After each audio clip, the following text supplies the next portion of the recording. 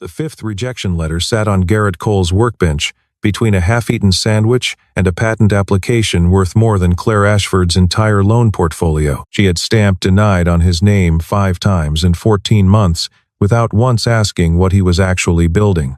Now, 11 months later, Claire stood in his driveway in a coat too thin for a Colorado December, asking the man whose paperwork she had never bothered to read to save the only credit union in Ridgeline, because without his garage and the $2.1 million running through it, her operation had 90 days before federal regulators shut the doors she had once closed on him. 2 years before that fifth rejection, Garrett Cole sold a 3-bedroom house in Long Beach, California, loaded a U-Haul with tools and a box of his late wife's photographs, and drove east with his 11-year-old son Nolan sleeping in the passenger seat. Jenna had been gone 4 months. The oncologist had used the word aggressive in September and the word comfortable in January, and by March the house smelled like hospital sheets no matter how many windows Garrett opened. Nolan needed somewhere that still felt like her. Ridgeline, Colorado, Jenna's hometown, population 3,400, was the only place left that did. He bought a house on Prospect Hill Road, with a 2-bay garage and enough flat ground behind it for a shipping container if he ever needed one. The savings covered the down payment and 6 months of breathing room. Not comfortable, not desperate. The narrow strip between the two where most real lives happen. During the day, Garrett repaired agricultural equipment and light industrial machinery for the ranches and small plants scattered across the county. He replaced hydraulic seals on combines, rebuilt gearboxes on grain augers, rewired control panels on feed mixers. Steady work, decent pay, the kind of labor that left grease in the creases of his knuckles, and enough in his checking account to keep the lights on and Nolan in new shoes every semester. At night, after Nolan fell asleep, a different version of Garrett appeared. He cleared the workbench, pulled out schematics drawn on engineering paper, and worked on a prototype water filtration system that had lived in his head for 3 years. The core technology was microfiltration layered titanium mesh membranes operating at pressure differentials he had first calculated while designing fuel filtration systems at Northrop Grumman, where he had spent 9 years as a senior systems engineer before Jenna got sick and everything else stopped mattering. He had 2 patents filed with the United States Patent and Trademark Office. He had never mentioned either of them to anyone in Ridgeline. His first meeting with Claire Ashford happened on a Tuesday in March. He walked into Ridgeline Community Credit Union, the only financial institution within 40 miles, and applied for a $45,000 business loan. The money was for titanium mesh stock and a high-pressure pump assembly. His application listed his occupation as self-employed mechanic. His income was irregular. His collateral was a house with modest equity and a garage full of equipment that no loan officer would know how to appraise. He had no credit history in the state of Colorado. Claire reviewed the file the way she reviewed every file against the risk model her father had built over 4 decades and the underwriting guidelines the board had approved. Garrett Cole did not meet the criteria. She denied the application.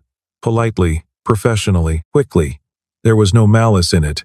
There was also no curiosity. Garrett did not offer his resume, did not mention Northrop Grumman or the patents or the 9 years of aerospace engineering. His belief was simple and stubborn. If the product worked, the product would open doors. He did not want to trade on who he used to be. He wanted to build what came next and let it speak. That evening, he and Nolan ate mac and cheese on the workbench. Nolan drew a picture of the filtration prototype in colored pencil, a wobbly rectangle with blue lines for water and arrows, pointing in directions that made no engineering sense and all the emotional sense in the world. He taped it to the wall, next to Garrett's actual schematic. The 2 drawings hung side by side, one precise, one imaginative. Together they summarized everything Garrett's life had become. At the credit union, Claire sat alone in her office after closing. Doug Mercer, the board chairman, stopped by on his way out. He leaned against the doorframe the way he always did, casual, paternal, deliberate. Your father built this institution over 40 years by knowing when to say no. Don't let one bad file undo that. Claire nodded. The sentence sounded like advice. It functioned as instruction. Over the next 14 months, Garrett Cole applied for a loan at Ridgeline Community Credit Union 4 more times. Each application was stronger than the last. The second included 2 long-term maintenance contracts with local ranches guaranteed income, documented and signed. The third added technical drawings of the filtration prototype and reference letters from 3 clients who described him as meticulous, reliable, and brilliant with systems. The fourth included test results from a food processing plant outside Fort Collins, where he had installed a trial unit that reduced particulate contamination by 91%. Claire denied everyone. Each time she felt less comfortable doing so, but each time the file failed to clear the scoring model, and the scoring model was the thing she trusted more than her own instincts. The third application triggered something Garrett never knew about. Pat Yoon, the credit union's senior loan officer, received the file before forwarding it upstairs. Tucked between pages, Pat found a reference letter on Northrop Grumman letterhead, an old performance commendation that Garrett had accidentally included. Pat searched his name. Within 20 minutes, she had found 2 patents registered in the USPTO database and a dormant LinkedIn profile listing 9 years as a senior systems engineer. She wrote a detailed internal memo attaching the patent records, the Northrop reference, and her professional assessment. The final line read, "Applicant's technical competence and IP portfolio represents significantly lower risk than 90% of our current portfolio. Recommend approval with standard collateral terms." The memo never reached Claire's desk. Doug Mercer intercepted it. He called Pat into his office and closed the door. "You are not authorized to conduct external background research on applicants. Your job is to process files according to procedure, not to lobby for clients." Pat understood. She did not understand why Doug wanted this particular application buried, but she understood the consequences of pushing further. She was 52 years old. She was a single mother. Her daughter needed braces, and the health insurance through the credit union was the only coverage she could afford. In Ridgeline, there was no second job for a loan officer her age. She went quiet. The fourth time, Garrett sat across from Claire and listened to the familiar language of denial. Claire said, "Mr. Cole, I respect your persistence, but if the fundamentals haven't changed, the outcome won't change." Garrett looked at her, not angry, not pleading, just present in a way that made the air in the room feel different. He said, "The fundamentals changed after the second application. The question is, who's looking?" Claire had no answer. It was the first time she had been challenged, not by volume or frustration, but by a sentence so quiet, it made everything she had said sound loud. The fifth time was the scene from the beginning. Garrett sat in the same chair he had sat in 4 times before. Claire slid the folder across the desk. Application denied. Insufficient collateral. He picked up the folder, stood, nodded once, and walked out. He did not argue. He did not ask why. Claire watched him leave, and for the first time she felt something she could not file away, not guilt exactly, but a low, persistent awareness that something about this man did not match the paper in front of her, and she had never once asked what she was missing. In the hallway, Garrett passed Pat Yoon standing near the water cooler. Pat looked at him with an expression he had not seen from anyone inside this building. She said, barely above a whisper, "I'm sorry, Mr. Cole. I'm truly sorry." Garrett stopped. He looked at her for a long moment. He did not know exactly what had happened inside the system, but he understood that someone had tried to help him and been unable to. He nodded, then he walked out into the March air and did not look back. That night, the garage was quiet except for the hum of the overhead fluorescent. Nolan had fallen asleep on the old corduroy sofa in the corner, a pencil still loosely held in his fingers. Garrett lifted the blanket from the back of the sofa and pulled it over his son's shoulders. He stood for a moment looking at the wall. 5 rejection letters, pinned in a row. Next to them, the patent application. He did not tear them down. He did not throw them away. He turned back to the workbench, opened the prototype housing, and continued working. The only sound was metal against metal and a boy breathing. The morning after the 5th denial, Garrett sat at the kitchen table drinking coffee while Nolan ate cereal before school. Nolan chewed thoughtfully and then asked without looking up, "Did you go to the bank again yesterday?" Garrett said, "Yes." Nolan said, "What did they say?" Garrett said, "They said it wasn't the right time." Nolan considered this with the seriousness of someone who had already learned that adults did not always tell the whole truth. "When is it going to be the right time?" Garrett looked at his son. "When we don't need to ask them anymore." That was the moment the door closed, not the credit union's door, which had closed 5 times, but the door inside Garrett that had kept walking back. He would not return. He would not apply again. Whatever came next would come from somewhere else. He called Ray Tanaka that afternoon. Ray had worked 2 cubicles down from Garrett at Northrop Grumman's El Segundo facility for 6 years, before leaving to start a Clientech investment fund in Denver. Ray knew Garrett's technical capabilities, the way a pianist knows another pianist by listening, not by reading the resume. Garrett emailed the prototype specifications and a business plan written by hand on lined paper. 3 days later, Ray flew into the small regional airport west of Denver, rented a car, and drove 40 minutes to Ridgeline. He walked into the garage, watched Garrett run water through the prototype Cloudy Inn, clear out, clearer than bottled, and said, "I'll put in 120,000. You keep 85% equity." Don't tell me what the banks out here said. They don't understand what they're looking at. They signed the agreement on the workbench, next to a dried ring of pasta sauce from the night before. At the credit union, Claire's day passed without interruption. She did not know that Garrett had just secured 6 figures in private funding. She reviewed the quarterly portfolio report. Everything appeared stable. Doug brought her a new loan proposal, $1.8 million for Ridgeline Summit Development, a commercial real estate project on the east side of town. Doug pushed it with enthusiasm she rarely saw from him. This is the future of Ridgeline. The credit union needs to lead. Claire hesitated. The amount was large for their portfolio, but Doug produced an appraisal report, financial projections, a market feasibility study. Everything looked legitimate on paper. She approved it. 2 weeks later, Garrett and Claire crossed paths at Harmon's Hardware on Main Street. Garrett was loading titanium mesh panels into his truck, more material than any small-town mechanic would typically need. Claire noticed the quantity but said nothing about it. She said, "How's business, Mr. Cole?" He looked at her and said one word, "Growing." No elaboration, no sarcasm, no reference to the 5 letters. Claire watched him drive away and realized that he did not carry himself like a man who had been rejected. He carried himself like a man who was building something, and she found the distinction difficult to name but impossible to ignore. That week, Garrett filed the paperwork for Cole Precision Systems, LLC.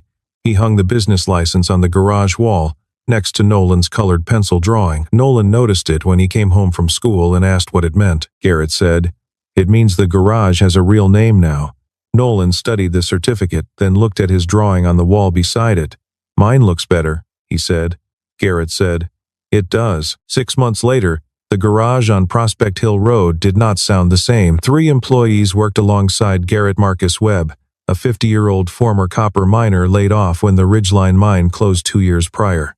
Elena Ruiz, a 30-year-old certified welder from Pueblo, who could run a bead straighter than anyone Garrett had met in aerospace.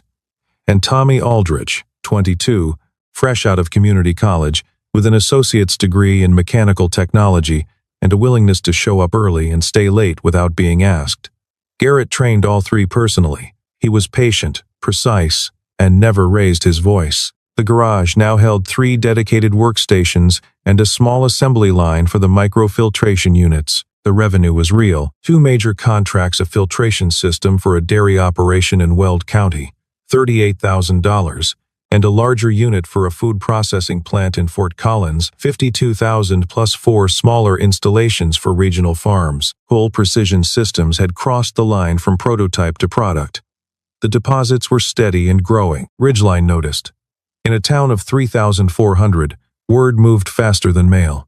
The mechanic on the hill is hiring people. The credit union noticed 3 new payroll accounts appeared in the system, each with regular biweekly deposits from an entity called Cole Precision Systems. Cash flow into the institution ticked upward for the first time in 2 quarters. Claire saw the name on a monthly deposit report and paused. Cole Precision Systems. She opened a browser and searched microfiltration industry for the first time, not to evaluate a loan application, but because she genuinely wanted to understand what she had missed. She found the patent records in the USPTO database. She read the technical abstracts twice. She sat in her office with the door closed and began to comprehend the scope of what Garrett had placed on her desk 5 separate times, while she had looked only at the numbers and never at the thing the numbers were trying to describe. A week later, Garrett walked into the credit union to open a business checking account. The opening deposit exceeded the threshold that required executive signature. Claire did not need to come downstairs for this. Any officer could process it, but she chose to. She walked to the teller window, reviewed the paperwork, and signed. Then she said, "Congratulations on the business, Mr. Cole." Garrett looked at her. "Thank you, Miss Ashford." No bitterness. No mention of the 5 letters. The absence of accusation was worse than any accusation could have been, because it gave Claire no opportunity to explain, to defend, to close the loop. She was left standing in the silence of a man who had simply moved on without needing anything from her. Doug Mercer heard about the hiring. He checked the county zoning maps that evening at home. The land surrounding Garrett's property sat squarely within the development corridor that Ridgeline Summit Development was targeting for its commercial project. If Cole Precision Systems expanded further, the site plan would need to be redrawn. Doug made a note in his planner. He did not mention it to Claire or anyone else on the board. The first sign of trouble arrived quietly, the way most financial crises do, not with a crash but with a missed payment. Ridgeline Summit Development, the $1.8 million commercial loan that Doug had championed through the board, missed its second quarterly installment. The developer requested an extension, citing supply chain delays and permitting complications. Doug assured Claire it was routine. Commercial real estate moves at its own pace. These things resolve themselves. I'll talk to them. Claire agreed, but for the first time she noticed that Doug's reassurance came slightly too quickly, slightly too smoothly, as though the words had been rehearsed before the question was asked. She began a quiet internal review. She pulled the Ridgeline Summit file from the vault and compared the original appraisal to comparable land sales within a 30-mile radius. The appraised value was 30% higher than anything the market supported. The variance waiver bore Doug's signature as board chairman. She did not have the full picture, but the outline of something wrong was beginning to take shape, and she could not unsee it. Meanwhile, Cole Precision Systems continued to grow. A third major contract arrived, a filtration installation for a craft brewery in Boulder, $67,000. Then, a fourth, a municipal water treatment pilot for a small town on the western slope. Garrett hired 4 more people. The operation now employed 7. He leased a warehouse adjacent to the property to handle volume. The signage was small, the workstations clean, the quality control process rigorous. Still modest, undeniably professional. Claire and Garrett crossed paths again at a town hall meeting about Ridgeline's aging water infrastructure. A county engineer's report had flagged the municipal filtration system as overdue for replacement. Garrett was invited to address technical questions from the council, not as a salesman, but as the only person in the room who actually understood membrane filtration at a molecular level. He spoke clearly, precisely, without embellishment. Claire sat in the back row and watched a version of Garrett she had never seen across her desk. He was not a mechanic with a dream. He was an engineer who knew exactly what he was doing and had known from the beginning. She realized that she had misjudged not just a file but a person, and the distance between those two errors was the distance between following procedure and exercising judgment. After the meeting, Pat Yoon found Claire in the parking lot. Pat spoke quietly, looking at the ground. "There was a memo I sent you 14 months ago about the coal file. It never reached your desk. You should try to find it." Claire stared. Pat said nothing more and walked to her car. Claire drove back to the credit union. She logged into the document management system and searched for any internal memo related to Garrett Cole's loan applications. Nothing. Not in her inbox, not in the archive, not in the applicant file. She searched Pat's sent folder. Empty. Someone had deleted it or blocked it before it was ever routed. She picked up the phone and called Pat at home. There was a long pause on the line. Then Pat said, "I know who did it, and I have a copy." They met the next morning in Claire's office before the branch opened. Pat placed 3 pages on the desk, printed from a personal email draft she had saved 14 months earlier as insurance against exactly this moment. The memo laid it out in clinical detail. Garrett Cole, Senior Systems Engineer, Northrop Grumman, 9 years. Security clearance. 2 United States patents, filing numbers, dates, technical descriptions of microfiltration, membrane technology applicable to agricultural and municipal water treatment. Pat's professional assessment, written in the careful language of a woman who had spent 26 years evaluating risk. Applicant's technical competence, and IP portfolio. Represent significantly lower risk than current portfolio average. Recommend approval with standard collateral terms. Pat told Claire everything. Doug had called her in, closed the door, told her she was out of line. She had kept silent for 14 months. Not because she agreed, because she was afraid. Her daughter needed orthodontic work, and the insurance mattered. At 52, in a town this size, there was no second chance for a loan officer fired for insubordination. She looked at Claire and said, "I'm not asking you to forgive the silence. I just need you to know the truth." Claire sat with the memo and felt two separate truths press against each other. The first was that she had been manipulated. Doug had systematically blocked information from reaching her, turning each of her 5 denials into a decision made on incomplete data. The second truth was harder. Even without Doug's interference, she had not been curious enough to look. Garrett had not fit the template, and she had never questioned the template. The first failure belonged to Doug. The second belonged to her. She spent the rest of that day pulling records, property filings, business registrations, LLC ownership disclosures. What she found made her sit back in her chair and stare at the screen. Ridgeline Summit Development, the borrower behind the $1.8 million loan, was controlled by an entity in which Doug Mercer held 22% ownership. He had pushed the credit union to fund a project from which he personally profited, and he had blocked a $45,000 loan to a man whose growing business threatened the land corridor that same development project required. The pattern was not coincidence. It was architecture. Claire called Garrett that afternoon. She asked to meet not at the credit union but at Cedar Grounds, the only coffee shop in town. She arrived first. When Garrett sat down, she placed the memo on the table between them. "I read this for the first time today. It was written 14 months ago by my loan officer about your application. Someone made sure it never reached me. I'm not telling you this to make excuses. All 5 denials carry my signature. I came here to say it directly. I was wrong." Garrett looked at the memo for a long time. He did not pick it up. Then he said, "I don't need you to acknowledge that anymore, Miss Ashford, but I respect that you said it straight." He did not forgive her. He did not condemn her. The space between those two responses was narrow and uncomfortable, and it was exactly where two people begin to see each other without the protection of roles or paperwork. Claire drove home on Route 6. Halfway there, she pulled off onto the gravel shoulder and turned off the engine. She sat with both hands on the steering wheel, looking out at the ridgeline that gave the town its name, a dark, uneven silhouette against a sky going copper at the edges. For the first time, she allowed herself to admit what she had spent months avoiding. She had been so afraid of making a wrong decision that she had never made a right one. And the cost was not just a rejected loan application. It was the trust of a man she could not recover through apology alone. The developer behind Ridgeline Summit filed for Chapter 11 bankruptcy on a Thursday morning. By Friday afternoon, the full weight of the loss had settled onto the credit union's balance sheet, like a stone dropped into still water. $1.8 million gone.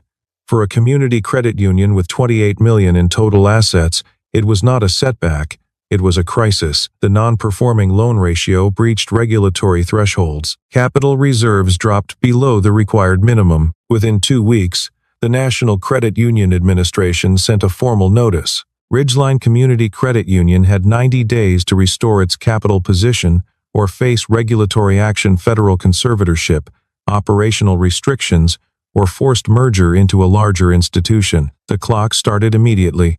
Claire called an emergency board meeting. She stood at the head of the conference table and laid out everything: the inflated appraisal, Doug's hidden ownership stake in the development entity, the blocked memo, the pattern of manipulation that had run through the institution for at least 2 years. Pat Yoon sat at the far end of the table, confirming each point with dates, internal email records, and the original memo she had preserved. The board voted unanimously. Doug Mercer was removed as chairman, effective immediately, pending a full internal investigation. Doug stood slowly, buttoned his jacket, and looked at Claire with an expression that said nothing and communicated everything. "You just burned the only bridge I ever built for you." Claire held his gaze until the door closed behind him. But removing Doug did not erase the $1.8 million hole in the balance sheet. The credit union needed fresh capital quickly, a large institutional depositor to stabilize the reserves before the 90-day window closed. Claire reviewed the business account roster. 47 accounts, most of them small. The largest name on the list was Cole Precision Systems. Its monthly deposits had been climbing steadily for 6 months. The irony sat in Claire's chest, like a weight she could not shift. The man she had rejected 5 times was now the most valuable client her institution had. She called him that evening. Her voice carried none of the professional distance it once had. "The credit union is in serious trouble, Mr. Cole. I have no right to ask you for anything not after 5 times. But if you're open to listening, I have a genuine business proposal. Not a favor. Business." Garrett was silent for 5 full seconds. Claire had negotiated with developers, regulators, and federal auditors. She had never experienced a silence that felt as long as those 5 seconds. Then he said, "Send me the numbers." Claire sent the formal proposal the next morning. Cole Precision Systems would become the credit union's primary institutional depositor. In return, a preferential commercial line of credit, complimentary payroll processing for all employees, a permanent seat on the advisory board, and a meaningful voice in community lending decisions. The circle closed with the precision of something engineered rather than planned. The man who had been denied the right to borrow $45,000 was now being invited to sit at the table that decided who could borrow and who could not. That night, Garrett opened the proposal on the workbench, the same surface, where 5 rejection letters had once been pinned in a row.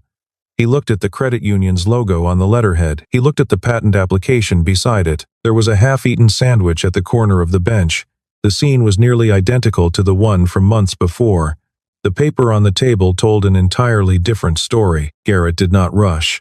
He called Ray Tanaka in Denver. "The credit union here is about to get hit with federal action. They want me to make a large deposit and sit on the advisory board." Ray was quiet for a moment, then spoke with the blunt pragmatism of a man who had watched money do both beautiful and ugly things. "From a pure business standpoint, that's an excellent leverage position. But if you're doing this for personal reasons, make sure you know what those personal reasons are." Garrett said, "I know." A pause. Ray said, "Her?" Garrett said nothing for a moment too long. Ray said, "All right.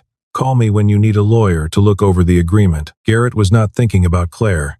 He was thinking about Ridgeline, about Marcus Webb, 50 years old, hands that had spent 3 decades underground, now assembling filtration membranes with a steadiness and precision that put most Northrop-trained engineers to shame. About Elena Ruiz, who wired money to her mother in Pueblo on the 15th of every month and had never missed a single shift. About Tommy Aldrich, who had just signed the lease on his first apartment and no longer needed to sleep in his childhood bedroom. The credit union did not belong to Claire Ashford. It was where Marcus deposited his paycheck every other Friday, where Elena kept the savings account she had opened with her first Cole Precision paycheck, where Tommy had set up the auto payment for his rent. If the credit union collapsed, 3,400 households would lose the only financial institution within 40 miles. The nearest alternative was a regional bank in Glenwood Springs that had never once sent a loan officer to sit in someone's kitchen and ask what they needed. That evening, Nolan walked into the garage and found his father sitting still, staring at paperwork instead of building. "What are you thinking about?" Garrett said. "Whether I should help someone who didn't help me when I asked." Nolan considered this for a moment with the grave concentration he brought to problems he actually cared about. "Is she a bad person?" Garrett said, "No, she was just wrong." Nolan said, with the directness that only a child can deliver without apology or hesitation, "Then help her. You always say if someone's wrong, they should get a chance to fix it." Garrett looked at his son. Sometimes an 11-year-old could see through the wall that a 40-year-old spent weeks carefully building around a simple answer. He called Claire the next morning. "I'm in. One condition, not financial. I want the credit union to establish a micro-loan fund for small businesses in Ridgeline. People like me 2 years ago, applications that don't score well on paper but have something worth building behind them." Claire was quiet on the other end for several seconds. Then she said, "Deal." The signing took place at the credit union, in the same conference room, at the same table where Garrett had heard the word denied 5 times. Claire sat across from him. Neither of them mentioned the symmetry, but both of them felt it in a way that made the pen feel heavier than it should have. Garrett signed. Claire signed. Pat Yoon witnessed, her hand shaking slightly as she initialed each page. When Garrett stood to leave, Pat said, "Welcome aboard, Mr. Cole." Garrett looked at her, at the woman who had tried to help him from the inside, and paid for it with 14 months of silence. He said, "You should have been sitting at this table a long time ago, Miss Yoon." 3 months after the signing, Ridgeline Community Credit Union was stable. Cole Precision Systems had deposited $2.1 million, making it the institution's largest single depositor by a wide margin. The NCUA completed its review and maintained the credit union's status as adequately capitalized. The 90-day threat evaporated as quietly as it had arrived. Most of Ridgeline never knew how close the only bank in town had come to disappearing. The microloan fund approved its first 4 borrowers: a carpenter opening a custom furniture workshop, an auto mechanic expanding into a second service bay, a farmer transitioning to organic certification, and a woman launching an in-home daycare. Each loan ranged from $15,000 to $40,000. Garrett attended every advisory board review. He did not vote on approvals, that was not his role, but he asked one question about every single application that came across the table. "What is this person building?" Claire adopted the question as a formal part of the underwriting process. Inside the credit union, the staff began referring to it as the Cole Standard. Garrett did not know this. Claire promoted Pat Yoon to Vice President of Lending. At the staff meeting where she made the announcement, Claire said, "Pat Yoon was the only person in this building who saw the right answer when everything around her was designed to make sure no one could see it. This institution owes her more than a title." Pat stood at the back of the room and cried quietly, without covering her face. It was the first time in 26 years that anyone in a position of authority had told her, clearly and without qualification, that she had been right all along. The interactions between Garrett and Claire shifted in a way that neither of them acknowledged or named.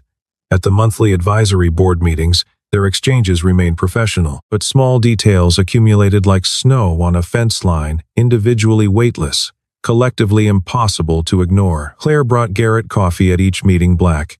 No sugar, without ever asking how he took it. Garrett sent her a water industry trend report she had not requested, but that turned out to be exactly what she needed for the next quarter's strategic planning. She bookmarked a journal article about rural infrastructure grants and emailed it to him at 11 at night without explanation. Neither of them commented on these gestures. Pat noticed every single one. She smiled to herself and said nothing to either of them. The moment that changed the geometry happened on a Saturday at the farmer's market. Garrett had brought Nolan to buy peaches. Claire was there picking through greens at the next stall. Nolan looked at Claire, then turned to his father and said, loud enough for half the market to hear, "Is this the lady you said was just wrong and not mean?" Garrett closed his eyes briefly. "Nolan." Claire said, "No, let him talk, Mr. Cole." Nolan looked at Claire with the serious expression of a child who had been thinking about something for longer than anyone around him realized. "My dad said you fixed it." Claire knelt down so that her eyes were level with his. "Your dad's right, and I'm still fixing it." It was a simple moment. No drama, no audience beyond a bin of late summer peaches. It was also the first time Claire stepped into Garrett's personal world through a door that only Nolan could have opened. 6 months after the signing, Cole Precision Systems employed 14 people. The company held active contracts with 3 Colorado municipalities and 1 county water district. Projected annual revenue had reached $1.4 million. The original garage on Prospect Hill Road remained the headquarters. Garrett had turned down 2 offers to relocate to larger facilities because the garage was where it started and where it would stay. Nolan had drawn the company logo by hand, a water droplet sitting inside a gear. The lines clean and confident in a way his earlier drawings had not been. Garrett scanned it, vectorized it on his laptop, and made it the official mark. It was printed on every filtration unit that shipped from the floor. The credit union had fully recovered. The NCUA upgraded its classification to well-capitalized. The microloan fund became a case study cited by the Colorado Community Banking Association as a model for how small institutions could assess risk differently and serve their communities better. Claire was invited to speak at a statewide banking conference in Denver. She stood at the podium and told the story without softening a single word. "I denied my best client 5 times because I didn't know how to see past a spreadsheet. Don't be me." Doug Mercer's investigation concluded with a formal finding of fiduciary duty violation. There were no criminal charges. The amounts and methods fell below the threshold for prosecutable fraud, but the Colorado Division of Financial Services barred him permanently from holding a governance position at any financial institution in the state. He put his house on Main Street up for sale and moved to Phoenix. There was no dramatic confrontation, no final speech in the boardroom, just a for sale sign that appeared one Tuesday and was gone by the following Monday. Power without leverage collapses without making a sound. On a warm afternoon in June, Claire drove up Prospect Hill Road, carrying a folder of new microloan applications for Garrett to review before the next advisory meeting. She arrived 20 minutes early. The garage door was open. Nolan was sitting cross-legged on the concrete floor, drawing. His blueprints had evolved over the past year. The lines were confident now, the proportions closer to technically accurate, the notations written in a hand that was starting to look less like a child's and more like a young draftsman's.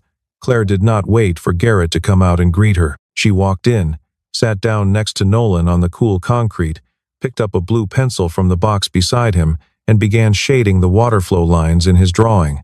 No one invited her. No one objected. Nolan glanced at her work, adjusted his own shading to match hers, and pushed the full pencil box closer to her side, as if she had always been sitting there. Garrett came out from the back room carrying 2 mugs of coffee, one black for himself, one for Claire. He had brewed it before she arrived, even though she was early, as if some part of him had known she would come sooner than the clock suggested. He saw the two of them on the floor, heads bent together over the blueprint, pencils moving in quiet parallel.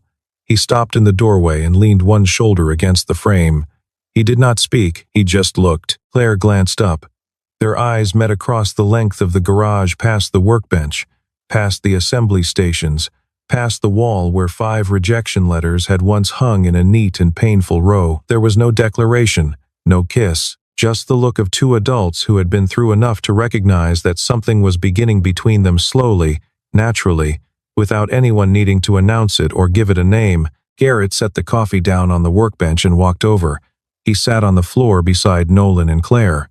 Nolan pushed a pencil toward his father without looking up. The 3 of them sat drawing together in the same garage, where 2 years earlier there had been only a man, a boy, and 5 letters that said no. Claire had come a 6th time, and this time neither of them was counting.